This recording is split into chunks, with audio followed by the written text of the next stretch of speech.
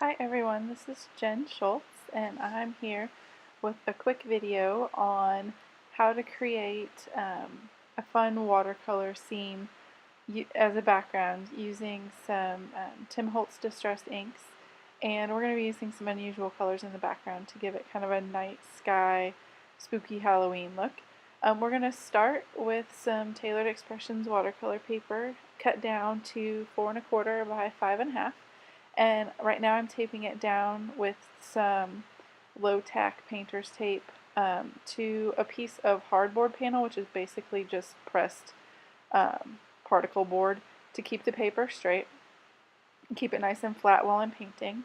I'm going to be using some different distress inks, and I'm going to drip them out onto just an acrylic block to use as a paint palette.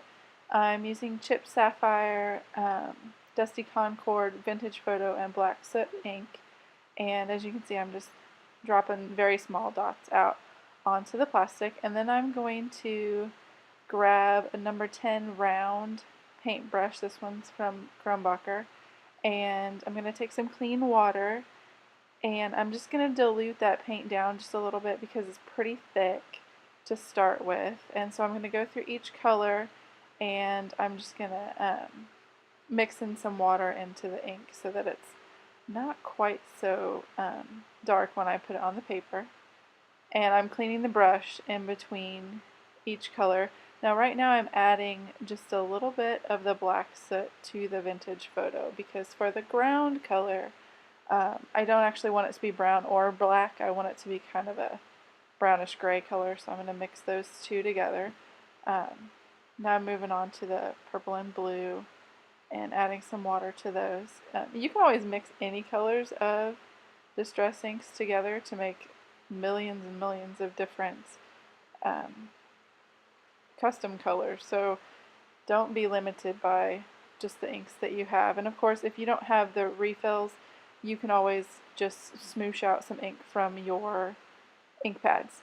So to start the ground, I'm just using horizontal motions going back and forth, kind of zigzagging a little bit and creating the ground. And you can see how as I go, it gradually lightens up.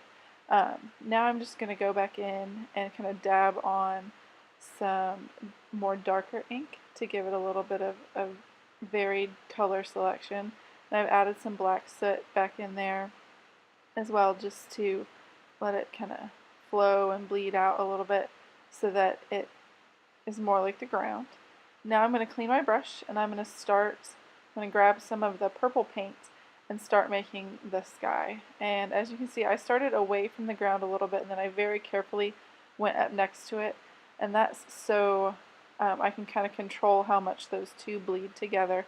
The ground ink will blend up a little bit into the sky, and that's fine.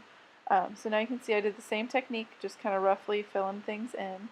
And now I'm going to go grab some more ink and do the same thing I did with the ground. I'm just going to dab on some darker colors to put some variety into the sky. I'm going to add some black in there, and I'm going to add a little of the chipped sapphire. I'm just letting the colors blend together on the paper. You want to be careful how much water you have in your brush, otherwise it'll start to make giant puddles on your paper. So as you clean out your brush between colors, make sure you blot it on a paper towel. You can see mine's a little bit wetter than I would like it to be, but it's working out okay. So just kind of keep doing that, adding different colors until you get something that you're happy with. And then the next thing that I'm going to do is clean out my brush completely and drip some clean water onto the ink. And this is going to cause some lighter spots on there, and then they're called blooms.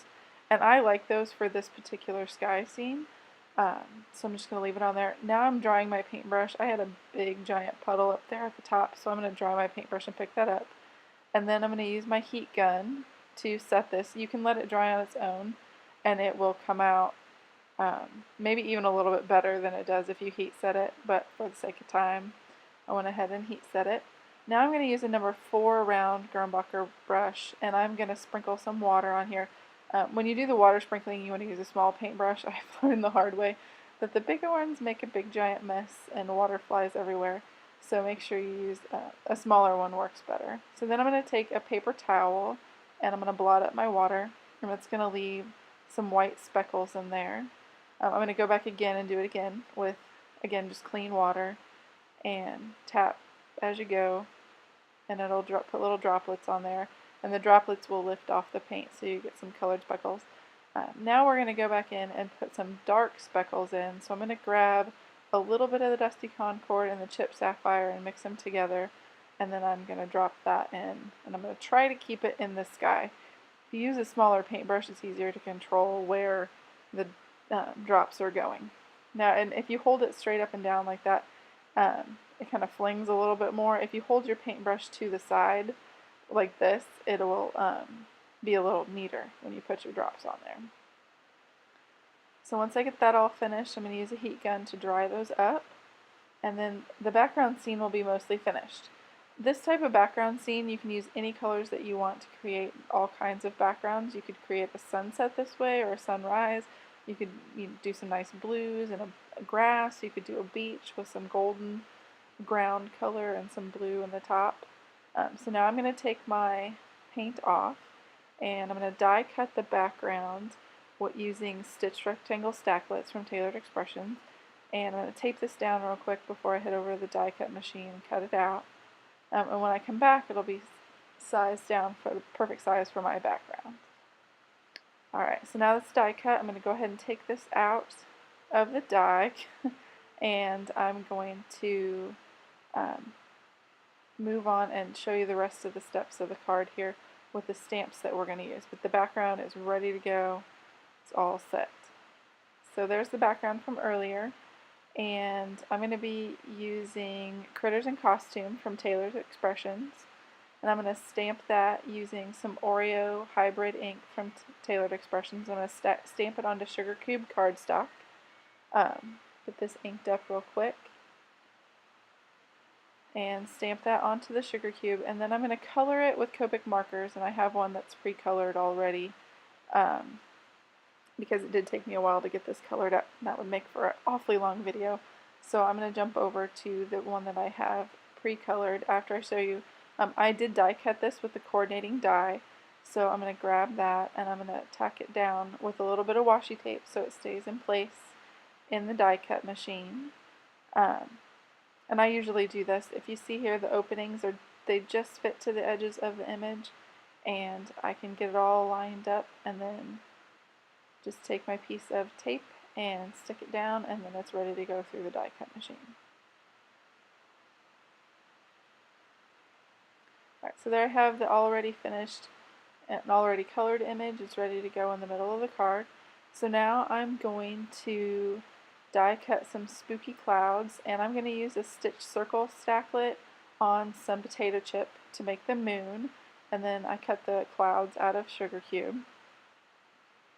So there are all the pieces. I'm going to set those off to the side, and we're going to go back to our background, and we're going to stamp the sentiment. I use the Happy Halloween sentiment, so I'm going to line it up on a clear plastic or clear acrylic block, and then stamp it over the ground, towards the bottom of the ground, using Oreo ink.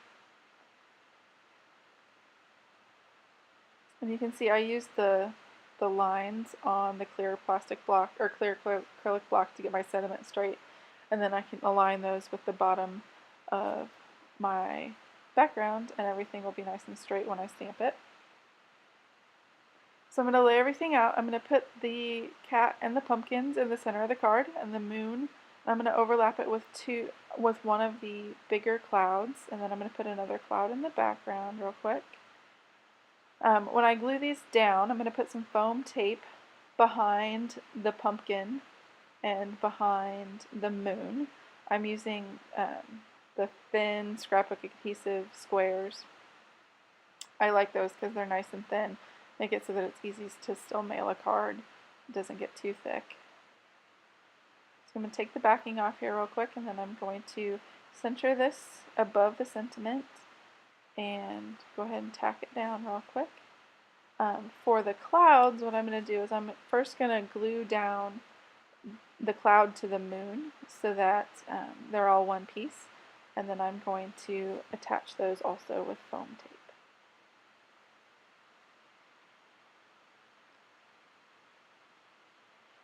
I like to use liquid adhesive for this kind of thing. I'm not very good with tape adhesive, and I don't have a sticker machine. I wish I did, to help make some of those smaller pieces a little bit easier to glue down. So I stick with liquid glue.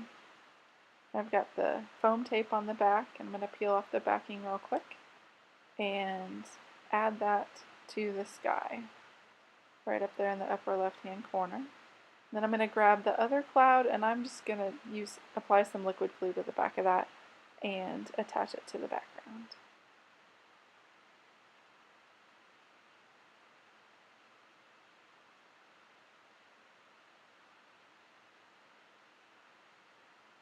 Alright, now I'm going to mat this piece on a pre-cut piece of Plum Punch cardstock, and I'm just going to use my liquid adhesive again to tack this down. I never have any luck with tape runners, so they always end up peeling off. There must be a high humidity level in our house, so I pretty much stick to liquid glue whenever I can because I know it's not coming off.